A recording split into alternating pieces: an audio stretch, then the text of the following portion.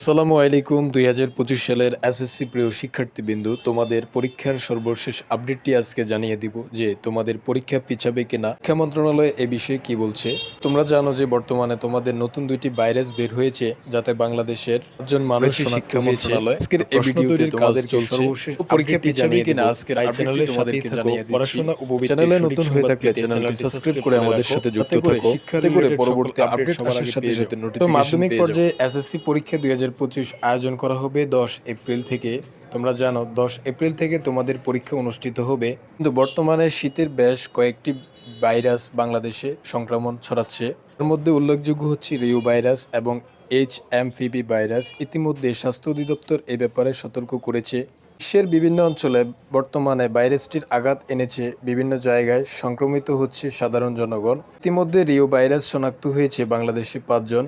স্বাস্থ্য অধিদপ্তর থেকে তথ্য সংক্রান্ত জানিয়েছে গত কয়েকদিন আগে এই সংক্রমণ আরও বাড়তে পারে, অর্থাৎ এই ভাইরাসটি আরও বাড়তে পারে। রিও ভাইরাস এবং এইচএমভিভি ভাইরাস মানুষের শরীরে স্পর্শ করা বা হাঁচি কাশির মাধ্যমে এই ভাইরাসটি ছড়িয়ে থাকে এবং বিশেষ করে এই ভাইরাস সংক্রমিত হয় শিশু এবং বৃদ্ধদের বেশি। এই পরিস্থিতিতে এসএসসি ২০২৫ পরীক্ষার আয়োজন নিয়ে শিক্ষা মন্ত্রণালয় কি পরিকল্পনা করছে, আবার কি লকডাউন দিবে কিনা, পরীক্ষা স্থগিত হবে কিনা, এসএসসি পরীক্ষা ২০২৫ পেছাবে কিনা, এই প্রসঙ্গে অনেকেই কথা বলছে। সর্বশেষ এই ব্যাপারে কথা হয়েছিল শিক্ষা মন্ত্রণালয় দায়িত্বপ্রাপ্ত কর্মকর্তাদের সাথে।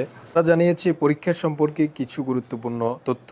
আগামী ১০ এপ্রিল বাংলা প্রথম পত্র বিষয়ের মাধ্যমে এসএসসি পরীক্ষার আয়োজন করার পরিকল্পনা করেছে।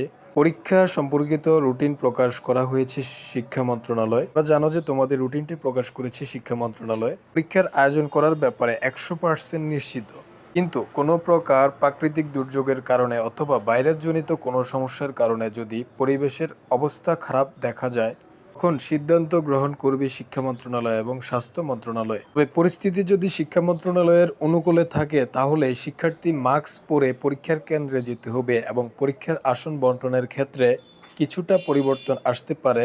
অর্থাৎ স্বাস্থ্যবিধি মেনে পরীক্ষার আয়োজন করার ব্যাপারে তারা চেষ্টা করছে, যাতে করে শিক্ষার্থীরা সুস্থ থেকে পরীক্ষা দিতে পারে এবং কোনো সমস্যা না হয়। অর্থাৎ এখানে বলা হয়েছে তোমাদের পরীক্ষা নেওয়ার মতো যদি পরিস্থিতি থাকে, অনুকূলে থাকে শিক্ষা মন্ত্রণালয়ের, সেক্ষেত্রে তোমাদের ১০ এপ্রিল থেকে পরীক্ষা শুরু হবে বাংলা প্রথম পত্রের মাধ্যমে। তো যারা এখনও প্রস্তুতি নিচ্ছ না, এখন থেকে তোমরা প্রস্তুতি শুরু করে দাও। পড়াশোনা উপবৃত্তির সঠিক সংবাদ পেতে চ্যানেলটি সাবস্ক্রাইব করে রাখো। ধন্যবাদ।